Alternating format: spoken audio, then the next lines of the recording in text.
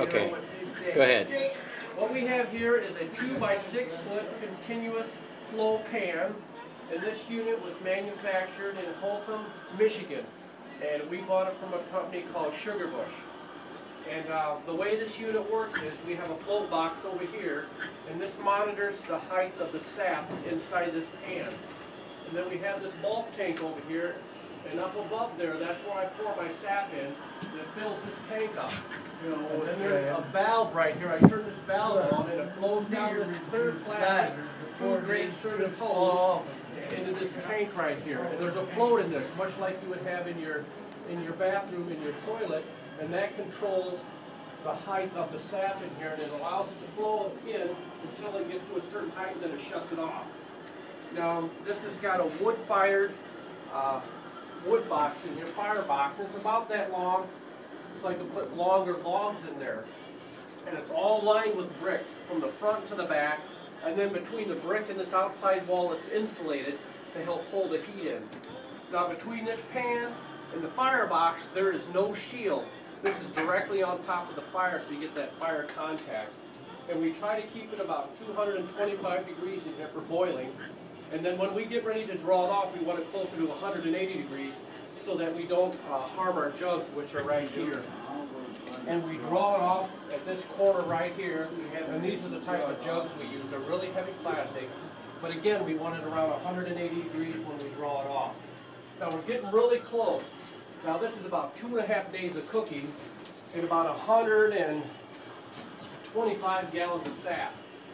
And judging from what we have in this pan, we probably have, I'm going to say, 5 gallons maybe in this pan right now when we draw this off. It's getting real close.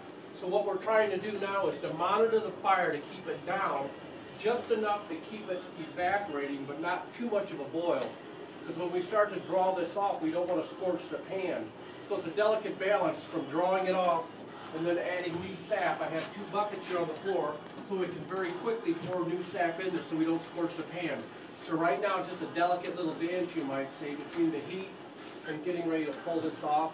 And then Dave Fulton over here is going to help me because it takes 2 of us to do this. Try to do it on your own, you end up with a mess. With the 2 of us working together, we'll get her done. And of course the Boy Scouts are here kind of watching the whole process. It's kind of exciting. We've got 64 pails, 65 pails hanging on the trees around town. All of our parks around the courthouse, the judicial center, a couple down the street here behind Bill Bailey's house, and then maybe one down here at Mrs. Lurkey's house.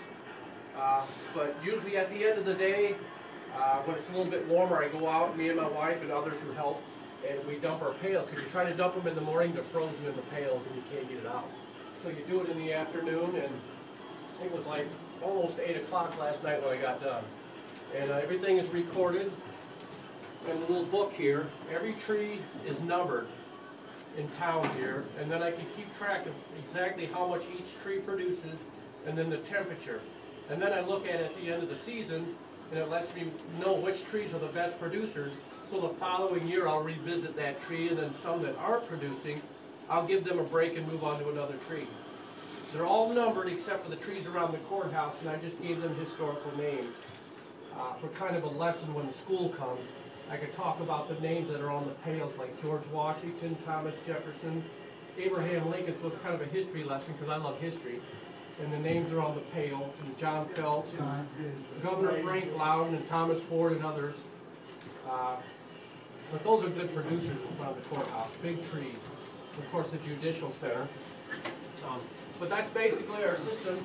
Yesterday was Sunday. I came in and we had 41 visitors yesterday.